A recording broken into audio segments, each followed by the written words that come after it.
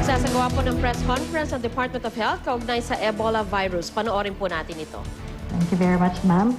And we also have with us the Special Assistant from the Office of Undersecretary for Migrant Workers. We have Mr. Lorenzo Junco from the Department of Foreign Affairs. And we will be hearing some words from them on as far as what their agencies are doing in making sure that Ebola does not enter our country.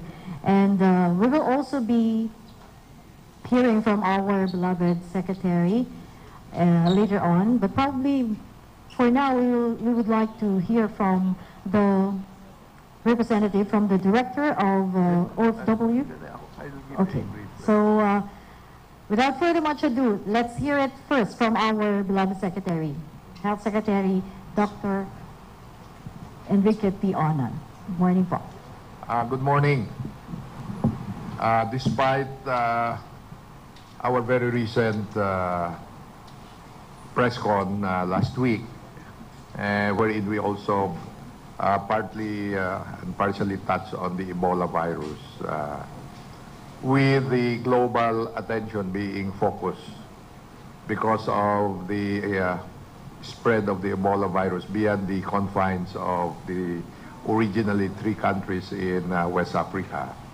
WHO has already made it clear that this is something that the global community should pay attention to, and I thought that this would be a best time for us to inform the public of what is the situation in the Philippines, how ready are we, what are the things that have been done or being done to make sure that the Philippines, to the best of our ability, remains Ebola-free. The Department of Health, together with the Department of Foreign Affairs, as well as the Department of Labor and Employment, is closely coordinating with our overseas Filipinos workers to make sure that if and when they come here, first, that they are not sick of the virus, but at the same time, that they are being properly advised as well as given the information, even when they are still in those countries. As they say, when you know your enemy and you know what has to be done, the battle is maybe half won. And so therefore, in close coordination with the DOH, we have set up a task force, an interagency task force that involves the Department of Foreign Affairs, which has already placed the information or this situation in the countries in Western Africa now involved with the Ebola virus infection on a level 2, what we call a level 2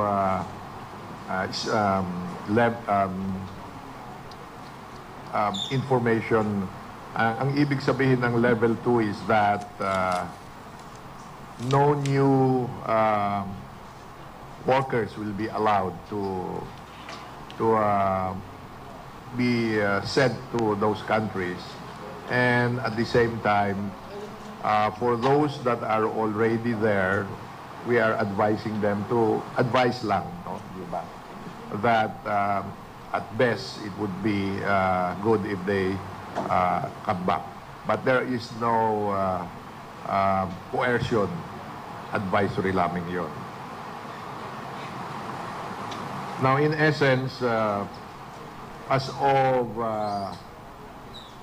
3 days ago, the number of cases in the 4 affected West African countries. Ang affected countries are Sierra Leone, Guinea, Liberia, and Nigeria. No, so those are the 4 countries that are now affected by that, and I'm sure for those of you who have been following CNN, there is one case already, and I think that was confirmed, that was sent, that was repatriated in Atlanta, in Georgia. And meron ding isang suspected case, although the last I heard from CNN was that most likely this would not be a case of Ebola virus in New York City. As of 3 or 4 days ago, the total number of patients that has been affected is 1,323, and about 50% or 729 of them have died. So parang 50% ang mortality rate sa any sakit. Pag ganoon ang percentage of number of deaths, then it means it's fairly serious.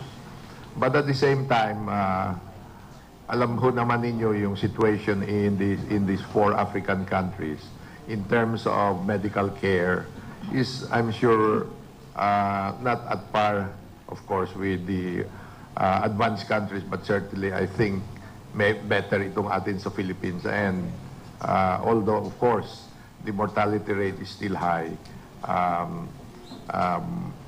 things could be most likely better if there were better care being available in those countries.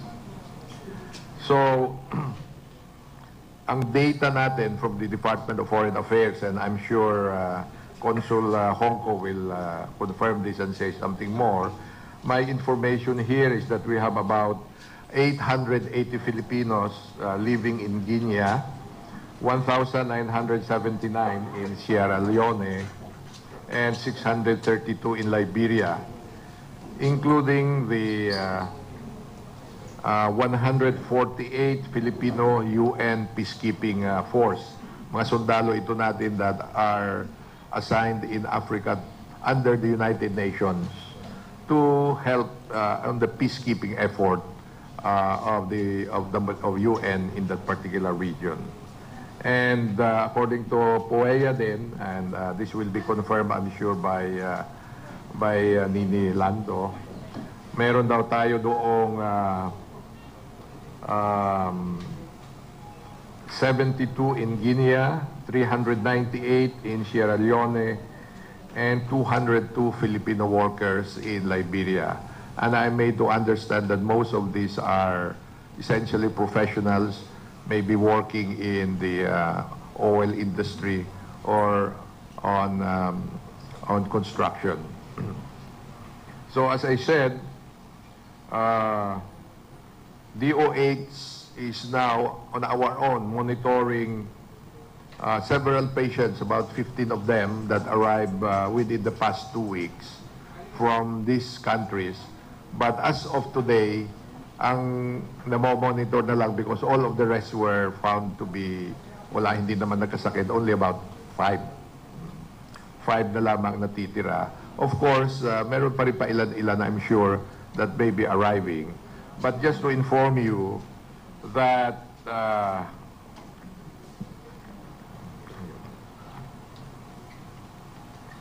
meron tayong nasaan yung card?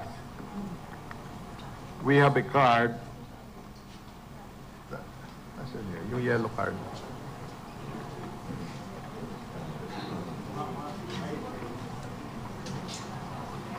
Meron tayo ditong health declaration checklist, no? All of those passengers, lahat na airline passengers that comes to the Philippines, whether directly to Manila or to Cebu or sa even sa Clark, lahat ng pasahero has to fill up this health declaration checklist. And here, merong question that they have to answer whether meron silang for the past 2 weeks, 14 days, whether nagkaroon sila ng fever, whether nagkaroon sila ng symptoms very similar to flu. Headache, fever, body aches, bone aches, sometimes diarrhea, sore throat, cough. Lahat ho ito similar to somebody na nagkaroon ng flu. And this is true not only for people in the southern, in the Arabian Peninsula, dahil we are still continue monitoring our people, our OFWs as well as passengers coming from Saudi Arabia, in the United Arab Emirates, and of course ngayon from those coming from West Africa. So in short, the DOH has made all the necessary preparation.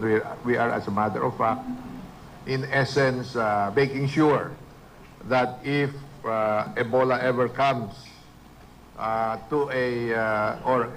Ebola affects, let's say, a Filipino passenger that eventually comes here, that we have all the necessary capacity, laboratory tests, as well as yung tinatawag na negative pressure rooms where to confine them.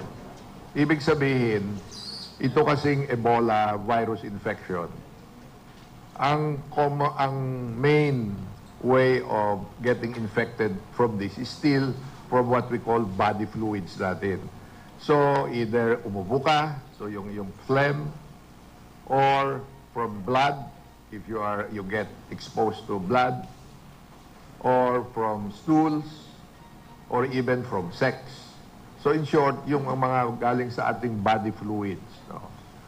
And yun can be the source of it. However, the most common is still yung ating pag-uubo. And that's why very important that as a general rule, not only for those that are possibly in those areas, but even as a practice, as a habit, dapat talaga hand washing is very important after any body, parang pag kayo po ay nanggaling sa ating personal hygiene, the toilets, dapat nag-hand washing tayo, or even before eating, and at the same time also when we cough, dapat ang mga tao should be covering their mouth with their handkerchief.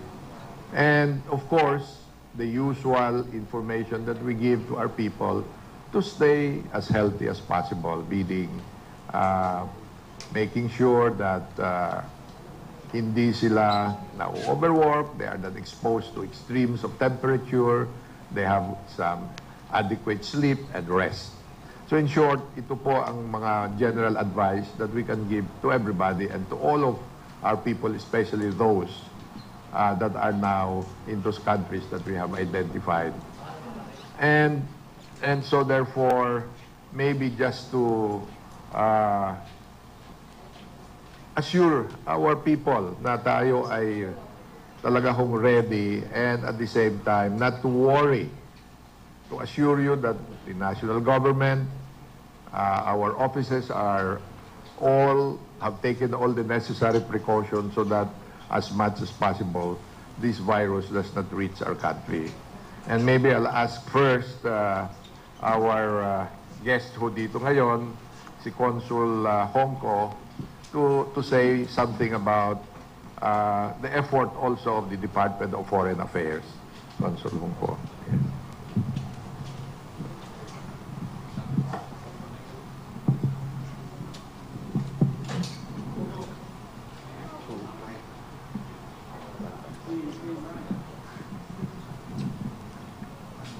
Gentlemen and ladies, good morning. The part of the DFA, we are quite aware of the situation, and through our embassy in Abuja, Nigeria, we have been closely monitoring the situation as it unfolds. As we all know, the virus had its genesis in the eastern region of Guinea, and it has by far spread in those three countries, and that has not been somehow controlled, unfortunately.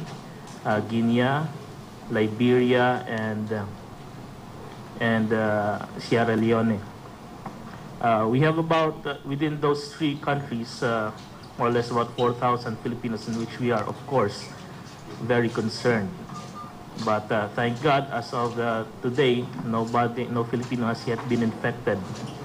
Of particular concern for us is, of course, our contingent with the UN charged with peacekeeping, as they are more or less more exposed compared to your average OFW there. we have been closely monitoring the situation, likewise coordinating with the governments of those three countries in order to be ensured that the safety of our countrymen will be protected. Now, as to the specific measures, our United Nations International Organizations Office is in communication with the WHO to prepare should an eventuality occur that infection does happen.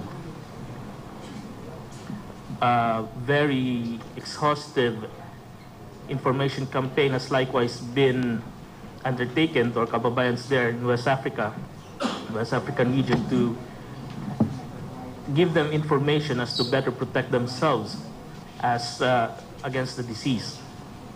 In the national level, the DFA is part of the task force created by the President to ensure that this virus does not spread to our shores, and likewise, if it does, how to combat it. And rest assured that the DFA will exert its utmost so that such will never occur. We have so many concerns in the DFA right now, and more so this one. And our previous experience with SARS, H1N1, has pointed out that this could escalate quite dramatically. So we are vigilant in ensuring that this does not happen. And with our partner agencies here, especially the DOH and everything, POEA, OWA, and all other government agencies, rest assured that your government will exert its utmost that the safety and health of our nation is protected. Thank you, Consul Hongko. Maybe I'd like to ask also some comments from the director ng ating Employment Office sa POEA, Director Nini Lanto. Thank you, Secretary, and magandang umaga po sa ating lahat. Actually po, as early as July 4, 2014, upon the advice of DFA on this medical alert level on these three countries, the POA Governing Board issued GBR number 14, July 4 pa po yun, imposing a partial deployment ban on Guinea, Sierra Leone, and Liberia. Meaning, tulad po ng nabanggit ni Secretary Ona, under Alert Level 2, we can only allow the deployment of vacationing workers, no to new hires. At yesterday po, we met with the land-based agencies deploying workers to these countries. On our database, there are 17 of them deploying to about 65 employers from these three countries. And before we're coming up with our issuance on this Ebola virus threat, we already consulted the land-based, and now, actually po, ngayon, nandun po yung ating mga namumuno sa mga mining sectors, and we are meeting with them, getting their inputs, consulting them on the impact of all of this concern sa deployment po ng ating mga seafarers. At nag-uusap-usap pa po ngayon, at after this, we're going to issue our memorandum circular on the protective mechanisms, mainly mga reporting system po. Pinapaiting po natin ang ating mga reporting systems from the land-based sector, also from the sea-based sectors. And in coordination, close coordination with the DOH and DFA, we have at our end quick monitoring team, at the reports will be directly sent to POEA, DFA, simultaneous po yan, OWA, DOH po. So we are on the alert on this situation, at sa ating pong mga OFWs, nakakasiguro po sila na tayo po ay nakaantabay, nakahanda upang pangalagaan po ang kanilang kapakanan. Hindi lamang po sila, pati po yung mga pamilyang uuwian nila rito.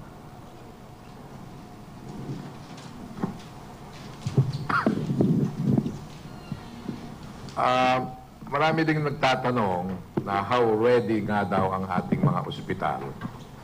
In terms, just in case merong isang kaso, katulad na nangyari ngayon sa Amerika, wherein one case na an American doctor treating or helping yung patients doon sa, I think, galing siya sa Sierra Leone, and got infected, and now he is in Atlanta, Georgia. Yung Atlanta, Georgia, nandun ho yung sinasabi nating Center for Disease Control ng Amerika. Meron din ho tayong opisina niya na Center for Disease Control, but narito ho sa Department of Health.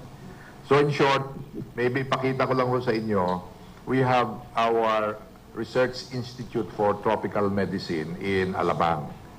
Sila po ang ating hospital. They have 6 rooms with yung tinatawag na negative pressure. Ang ibig sabihin ho noon, kung ang pasyente nasa loob kasi negative pressure, let's ipabuksan ng konti, or within that area, yung kwartong yon, ang hangin doon lamang kasi negative. So ang hindi lumalabas yung hangin palabas. So in case meron kang yun nga virus infection, hindi magi-spread because he is in what we call a negative pressure room. Ang usually naman, ang ating mga kwarto are just regular rooms, no, wherein air can come in and out. But if you have this kind of virus infection, whether it is Ebola or yung MERS corona, ilalagay mo yan sila sa negative pressure kung talagang may sakit na. And maybe we'll show you this very short video of where we have this. Meron din tayong 2 kwarto niyan sa Lung Center of the Philippines. So we have other hospitals na meron tinatawag na isolation room. However, hindi ito yung tinatawag nating negative pressure rooms. As the country's National Reference Center for Emerging and Re-emerging Infectious Diseases, the Research Institute for Tropical Medicine is geared with rapid detection methods, fully equipped laboratory and hospital facilities, as well as trained personnel in responding to the threat of infectious and re-emerging diseases. With the threat of Ebola virus, the Institute is capable of managing suspected cases as RITM's hospital facility has 6 negative pressure isolation rooms which prevent the spread of infectious agents from the suspected cases. A negative pressure room has a ventilation system that generates negative pressure to allow air to enter the isolation room but not escape the room. Complementing the negative pressure rooms are the personal protective equipment, or PPE, which is worn by the laboratory and clinical staff to reduce their exposure to hazard caused by the virus. To confirm if a suspected patient has the virus, he or she should have serum taken for Ebola gene detection and antibody determination. The RITM Clinical Laboratory also receives referrals from other institutions for processing among RITM labs. The clinical laboratory will then send the specimen to the P3 laboratory for inactivation. This process is conducted to eliminate pathogens from the specimen being tested.